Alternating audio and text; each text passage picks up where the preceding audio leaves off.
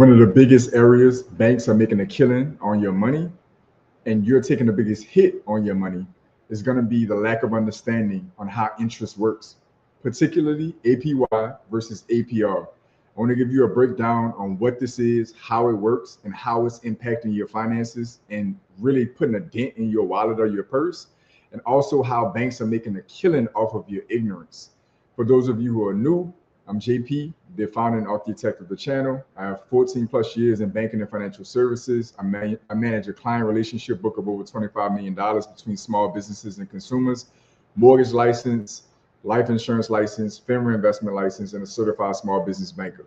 So I want to give you the context that you need to have a better understanding on how to manage your financial relationships with banks so you can have a better success rate in the financial world as a whole. So we're going to take a look at a quick screenshot I have for you that is pretty interesting stuff. These are statistics over the last 2 years or so. We're using Bank of America as an example. And this is going to kind of illustrate why it's so important to have an understanding on how interest really works, on what you're getting paid versus what you're paying in interest, and why banks are salivating at the idea that you don't have a good understanding on this, okay? So if you take a look here, as you can see, Bank of America in 2024 was able to have a net interest income, NII. They're significantly improved on their net interest income by earning $14.4 billion in quarter 2024 and up to $15.2 billion in quarter 3 of 2025, which is the latest data at the time of this recording. So what that basically means, net interest income, means that they made $14.4 billion in interest earned, basically what you paid versus what they paid out on deposits. So this is including investment income as well. So we're going to have to kind of part and parcel for that. But ultimately, what I'm demonstrating with this in quarter 3 of 2025, it was $15.2 billion. So this is this gap is growing. What we're paying in interest to banks versus what we're earning from banks is growing. One of the reasons for that, of a few, but one of the reasons for that is because most of us don't understand the difference between what we paid, how it's calculated, versus what we're earning and how it's calculated. And to give you an illustration of how this works, I'm going to start by breaking down the definition. APY, annual percentage yield, is what you're paid on your deposits. So that means any checking accounts, savings accounts, or CDs that earn interest are earning an APY. There's a simple interest rate and an APY. If you ever actually pay attention to the disclosures banks give you when you open one of these accounts, or if you walk in and ask for it, you will see two different interest rates or two different percentages represented on that disclosure. One is going to be the interest rate, one's going to be the APY. How this basically works is you have a simple interest rate, 3%. The APY is calculating that interest rate over the course of a full year, annual percentage yield. What that means is what that 3% is compounding to over the course of a 12-month period. So those numbers are going to differ. Hypothetically speaking, that 3% simple interest could be 3.03% on an APY if expressed as an annual percentage yield. Let me know if that makes sense so far. What that basically means is your 3% is going to get you a certain number in a year. On a cumulative basis for the year, it's going to come out and express itself as a higher number because it's calculating the total earning for the year, not just the simple interest you were paid month to month. The APR is annual percentage rate. This is what you're going to pay. Think about credit cards, think about car loans, student loans, think about personal loans, mortgages. This is similar, but it's slick. Why? Because APR does not include compound interest. It may include the simple interest rate plus fees. It doesn't include the compounding part. So you can be looking at, oh, I'm only paying a 10% interest rate on this car, but the APR on it could actually not be reflecting the compounding cost of that interest rate. So essentially, what you're being expressed in the APR doesn't really reflect everything you're paying on that loan. The APY is slick the other way around because let's just say you have a CD. Your CD may have a simple interest rate again of 3%, and then an APY of 3.35 or whatever the case may be, the higher expression. but the CD is only 6 months. You're not getting the full APY on that CD because it's not completing a year. So you may be believing, oh, I'm getting a 4% interest rate on my CD, right? But your CD is only going for 6 months. So what that basically means is you're not actually getting 4%. Yes, they're paying you 4% over that 6 months. But that APY that you're looking at that's boldly expressed in advertisements is not what you're actually going to earn because you haven't achieved a year on that CD. Your APR on a credit card or a loan is slick the other way around, again, because it is essentially only expressing the simple interest rate as well as the potential fees. That's the total it's counting for. It's not accounting for the accrued interest compounding day by day or week by week or month by month expressed in that number. So essentially, it looks like you're paying a lot less for that debt than you actually are. This ignorance on us helps banks to make so much more money on their spread. I'm not denouncing that banks shouldn't make money. They provide a good or a service, they should make a profit. That's fine. That's capitalism.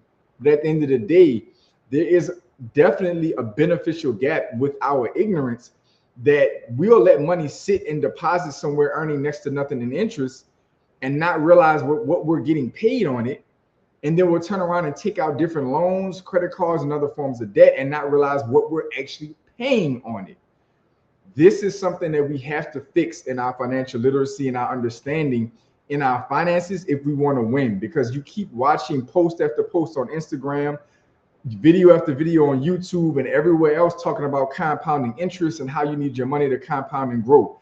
This is the fundamental foundation of understanding compound interest and interest rates and how your money grows versus how you end up in the hole with debt.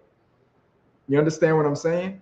You need to understand this fundamental premise on what I'm getting paid on my money versus what I'm paying on money I'm borrowing.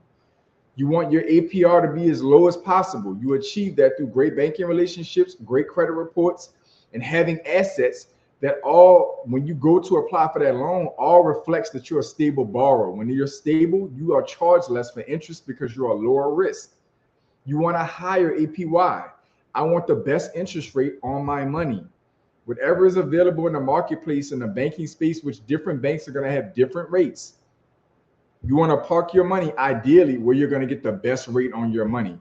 The higher the APY, the lower the APR, the better you're winning with your finances. Does this make sense so far? I want you to comment down below and let me know. This is important for you to understand at the end of the day. Very important, because this is the fundamental premise. You can invest till you're blue in the face. But if you don't understand what your money is earning you versus what you're paying for money that you may be borrowing for any given reason, then you will always be at a deficit. Clearly, because it is bank's business model for that to be the case. Somebody always has to be paying more in interest than they're earning in order for there to be a profit. In order for there to be a profit, there has to be somebody holding a bag full of debt and paying a ton of interest on it versus earning on the deposits. That's why interest rates will always work that way. Banks will always have a higher interest rate on debt than they're paying on deposits. This is another reason why some of you may be curious why there's such a attractive interest rates on shorter term CDs versus longer term CDs. Same concept. You need to understand, you need to have the financial literacy to understand APY versus APR. It'll tell you the story. I'm not going to get stuck paying a higher percentage to my clients on their deposits 1 or 2 years out when interest rates might be lower 1 or 2 years out, and I'm paying 5% over here to my client, and I'm only able to charge 3 or 4% on a loan, hypothetically. The bank's not going to take that risk because they might offer to pay you 5% at 3, 4, or 5 or 6 months and next to nothing for 1 or 2 years if they have any indication that the direction of overall interest rates is going to go in a lower direction. And the same thing vice versa. If you're getting paid handsomely on your CD or your savings account, you can best believe you're likely getting taxed for any debt you're taking out because that rate is going to be significantly higher every time. That's the spread that helps banks make the profit that they make. You need to understand that, not because you don't want banks to make money, but because if you learn how to manage this effectively, if you are literate on how this works, then you can now actively go out and set your banking relationships up to make sure you're earning as much on your deposits, and that you set your credit profile, your banking relationships, and your finances up to pay as low of an APR throughout your life as you possibly can. When you master this delta, that's when your money grows. That's when you win financially.